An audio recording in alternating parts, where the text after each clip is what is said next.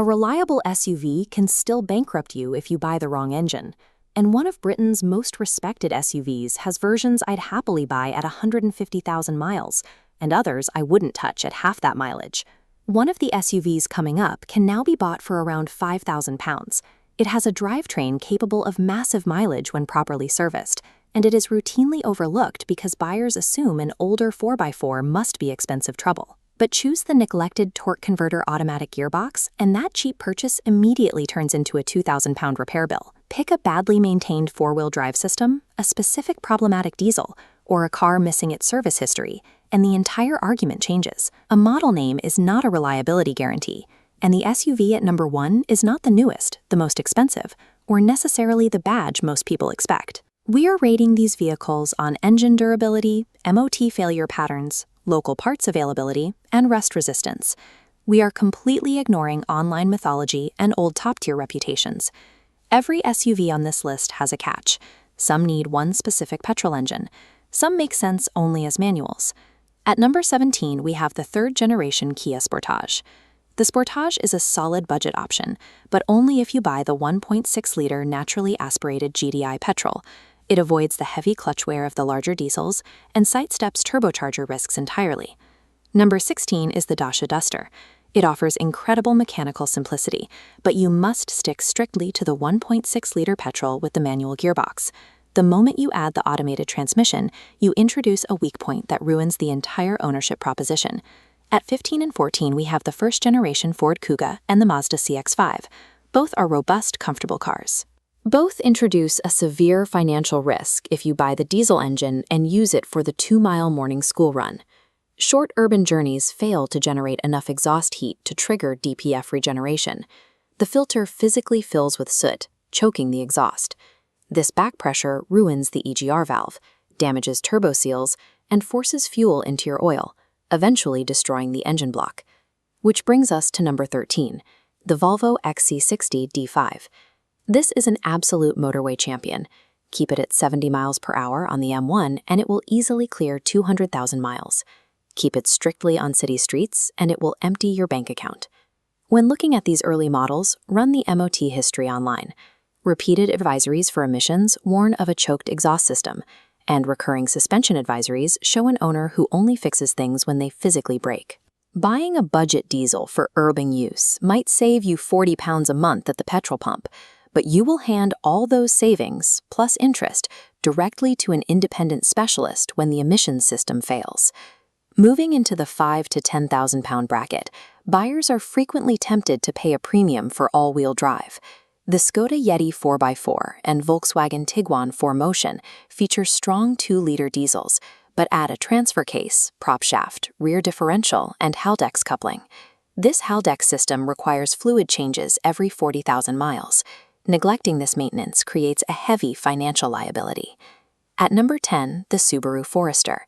It has a legendary reputation for rural durability, but the all-wheel drive system is extremely sensitive to mismatched tires.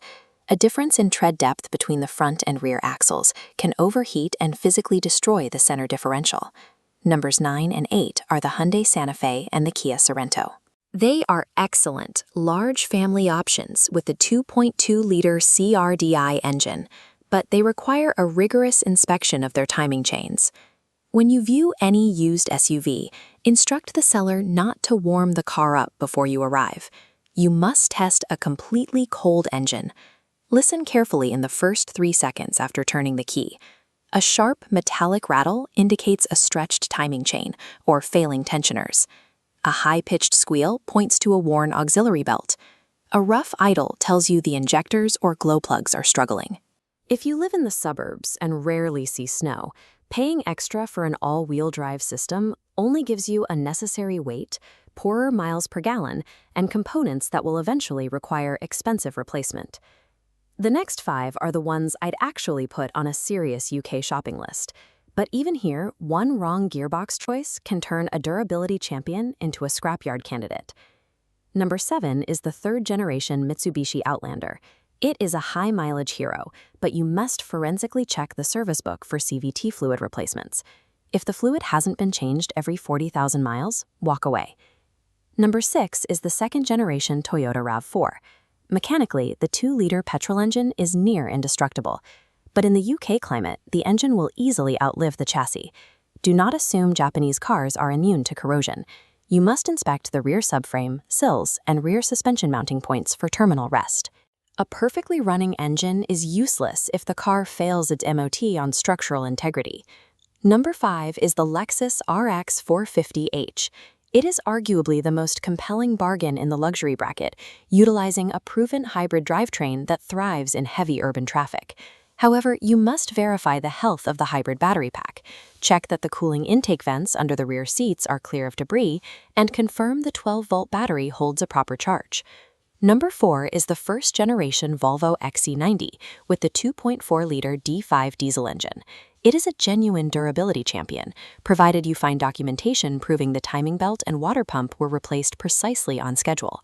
Even the most famous automotive tanks will suffer catastrophic valve damage if previous owners neglected a basic rubber belt. We are down to 3. All 3 can make sense well beyond 100,000 miles. That only one combines reliability with sensible parts prices, UK availability, and everyday practicality strongly enough to take number 1. Number 3 is the Toyota RAV4 2.5 Hybrid.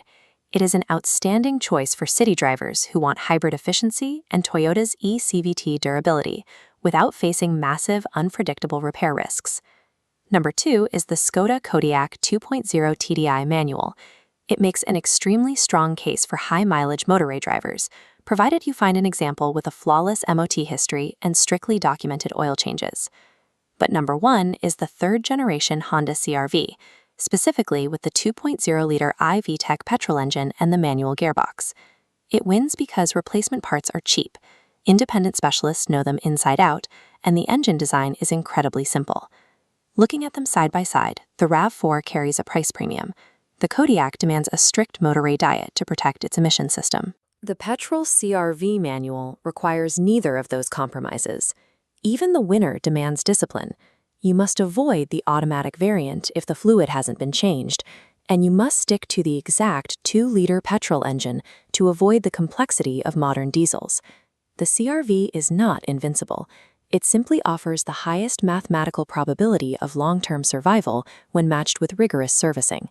To map these out, Kia Sportage takes best under 5,000 pounds. The Lexus RX 450h wins best hybrid. The Volvo XC60 takes best motorway SUV.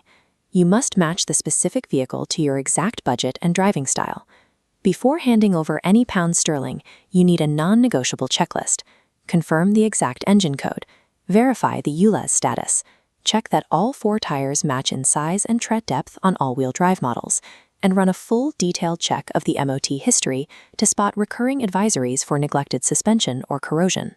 If a car is expensive, arrange an independent inspection. If the seller cannot produce the service book showing the correct fluid and belt intervals, walk away. There is always another car. There is no SUV that never breaks down, but there are SUVs where the right engine, the right gearbox, and a documented service history can stack the odds heavily in your favor. The badge on the bonnet is only the beginning. A good reputation can tell you where to start looking. Condition tells you which car to actually buy.